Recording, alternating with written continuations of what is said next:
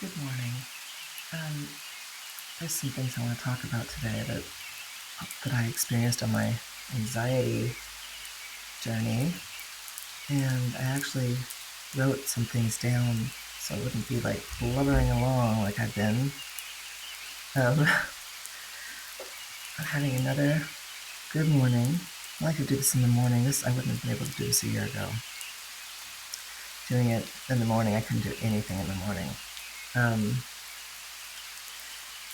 Anyway, there was some things I realized, and along the way that I knew was happening.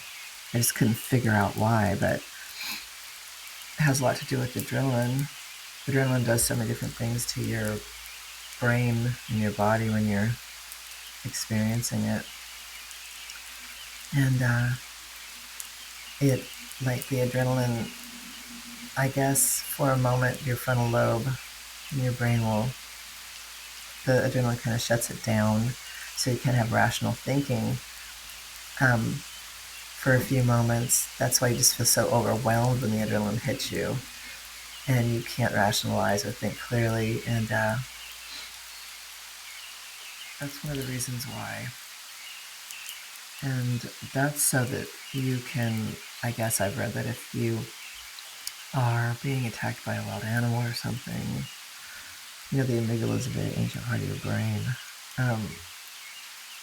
It's so that you don't feel anything or you don't feel it as bad. So that's why the adrenaline will shut the frontal lobe off. But there was another thing I experienced while I was having anxiety, and because I had it for a year, I had it for almost 2 years, and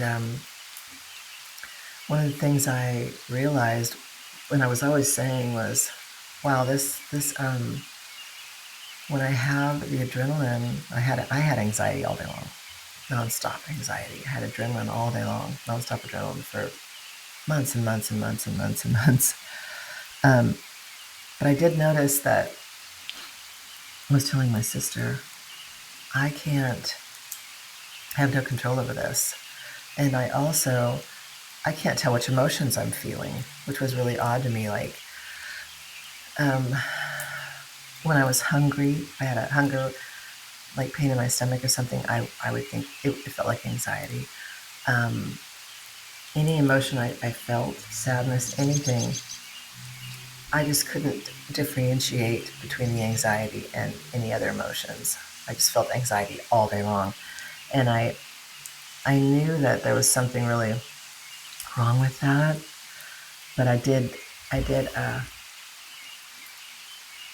knew what was happening, and I didn't know much about anxiety, but it's common to not know what you're feeling during anxiety because the experience can manifest as vague feelings of unease, impending danger, or panic rather than specific emotions, making it hard to pinpoint the exact feeling. And that's what was happening to me every day for months and months and months and months.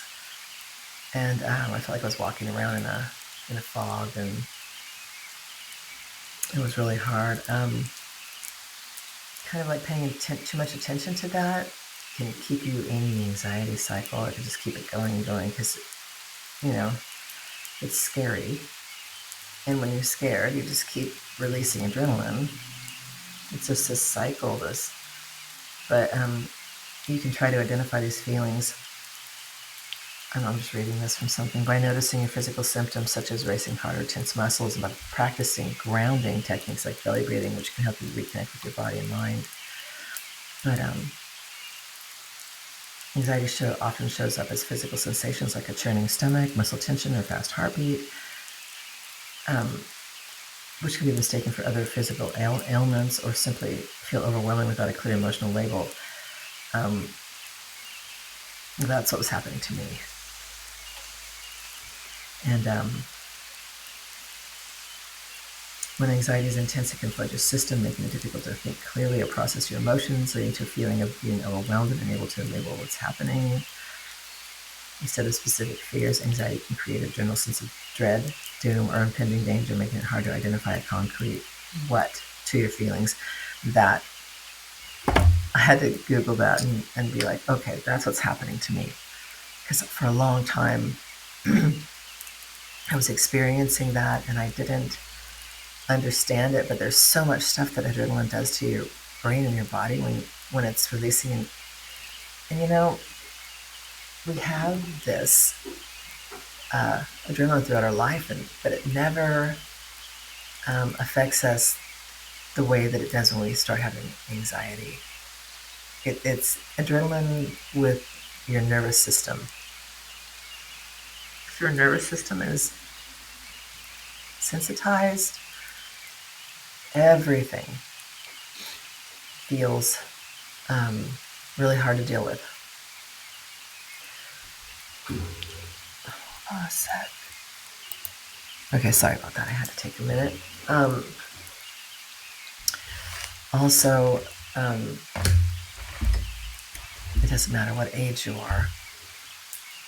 I know for a long time I was like, oh my God, I'm older. And it's going to be harder for me to get over this. But you know what? I did read some stuff about it, and it said that didn't matter. But you still think things, your brain still creates scenarios. Your brain will always go to the worst case scenario when you're having adrenaline because, you know, it wants to stay where it's at. It wants you to stay where you're at so that it can keep protecting you because that's what it thinks it's doing. But you can, at any age, get better. And yeah, I've had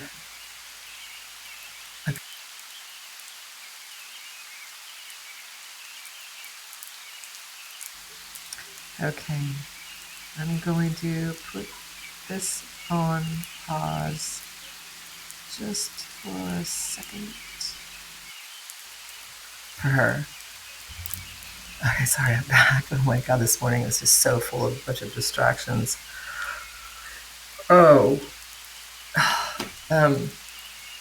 Anyway, she experienced it, and then she was like that for a couple months, and she got better. I don't think she did a lot of Googling. They say don't Google everything. I think Googling everything, I don't know. It helped me in some ways, but then it got to the point where I was Googling everything all the time, and that probably kept me the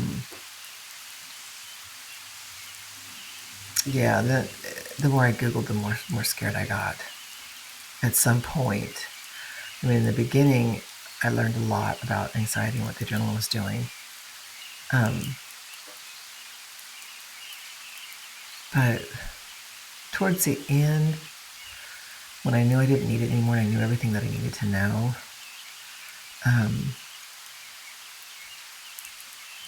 it didn't help much.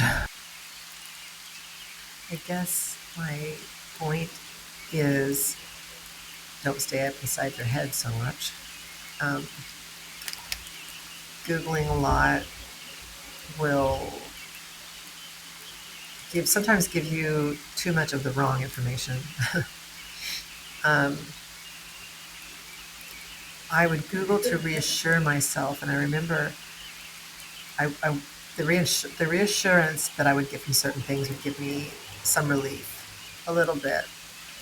But I would turn on the YouTube videos when I start to feel a little bit of anxiety. I would, I knew my day was going to be like that, and I would turn them on. This is like towards the end of me starting to actually come out of this. That I would, I'd wake up and I'd go, oh no, it's starting, and then so I would start Googling. Then I start listening to YouTube videos, and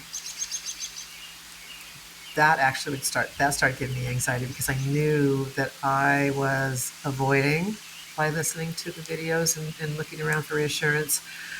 I was avoiding. I was running scared, and I was keeping the fear going. So when I started needing to listen to the videos less and less and less, I knew I was on the right track. When I finally started just saying, okay, no more avoiding the feeling, no more looking for reassurance, just sit with this thing. That's when I started healing. And just like I said, feeling the emotions and letting them come and sitting there and letting it go through me and wash through me and feeling that and saying, okay, it's okay to feel this. And your body is saying, run, get up. I mean, I remember in the beginning every time I'd have the adrenaline, it was like 24/7. I felt like I needed to run away from something.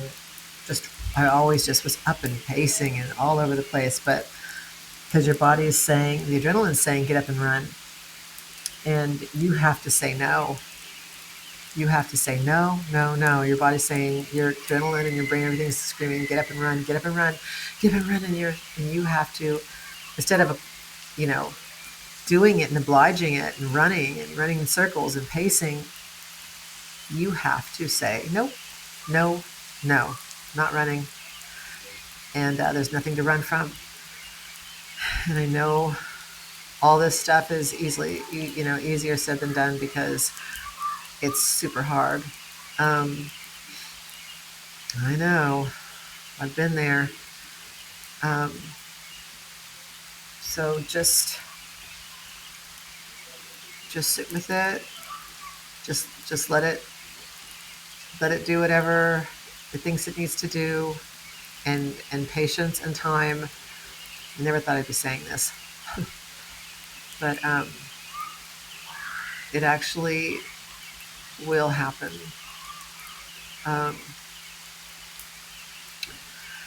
Okay, everybody, you're gonna have an amazing day.